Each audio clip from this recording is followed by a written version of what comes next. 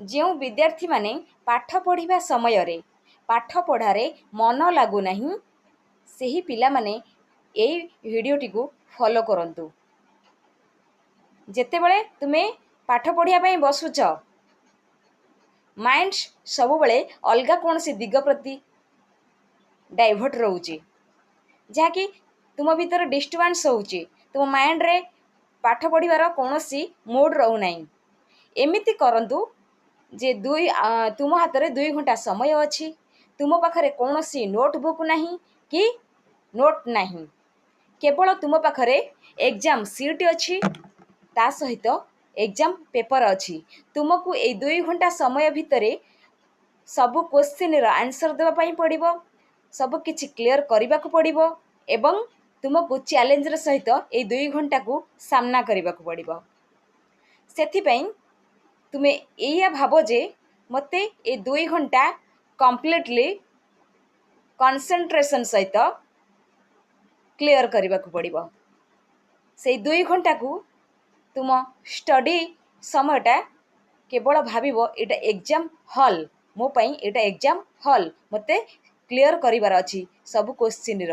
ସେଥିପାଇଁ ମୋତେ any how complete କରିବାର ଅଛି। ଆଉ ମାଇଣ୍ଡରେ ଗୋଟେ ଭୟ ରଖିବାର ଅଛି ଯେ ମୋ ମାଇଣ୍ଡ ଭିତରେ କେବଳ କ୍ୱେଶ୍ଚିନ୍ ୱିଥ୍ ଆନ୍ସର୍, ଆଉ କିଛି ବି ନାହିଁ। ସେଥିପାଇଁ ମୋତେ ପ୍ରିପେୟାର ହେବାକୁ ପଡ଼ିବ କେମିତି ସବୁ କ୍ୱେଶ୍ଚିନ୍ର ମୁଁ ଆନ୍ସର୍ ଦେବି। ନିଜକୁ ପ୍ରତିଦିନ ଯେଉଁ ସମୟଟା ପଢ଼ିବାକୁ ବସୁଛନ୍ତି ସେଇ ସମୟଟାକୁ ଏଭ୍ରିଡେ ଭାବିନେବ ଯେ ଏଇଟା ମୋର ଏକ୍ଜାମ୍ ଟାଇମ୍, ମୁଁ ଏକ୍ଜାମ୍ ଦେଉଛି, ମୋତେ ସବୁକିଛି କ୍ଲିୟର୍ କରିବାର ଅଛି, ମୋତେ ଚ୍ୟାଲେଞ୍ଜର ସହିତ ନିଜକୁ ଫେସ୍ କରିବାର ଅଛି।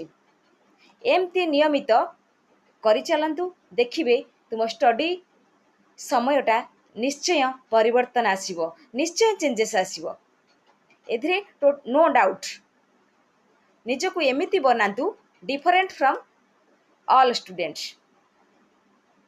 ଆମେ ପ୍ରତି ବର୍ଷରେ ଥରେ 2 ଥର ଏକ୍ଜାମ୍ର ଫେସ୍ କରୁ, କିନ୍ତୁ ତୁମକୁ ପ୍ରତି ଡେ ଏକ୍ଜାମ୍କୁ ଫେସ୍ କରିବାକୁ ପଡ଼ିବ। ପ୍ରତି ଡେ ହେବ ତୁମ ପାଇଁ ସ୍ପେଶାଲ୍ ଡେ।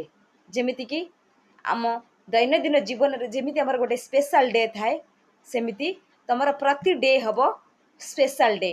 ସେଥିପାଇଁ ନିଜକୁ ୟୁନିକ୍ ବନେଇବେ ଆଉ ନିଜକୁ ସବୁବେଳେ separate from other, different from other ନିଜକୁ ଏମିତି କ୍ରିଏଟ୍ କରିବେ ଯାହାକି ନିଶ୍ଚୟ ସକ୍ସେସଫୁଲ୍ ହେବେ।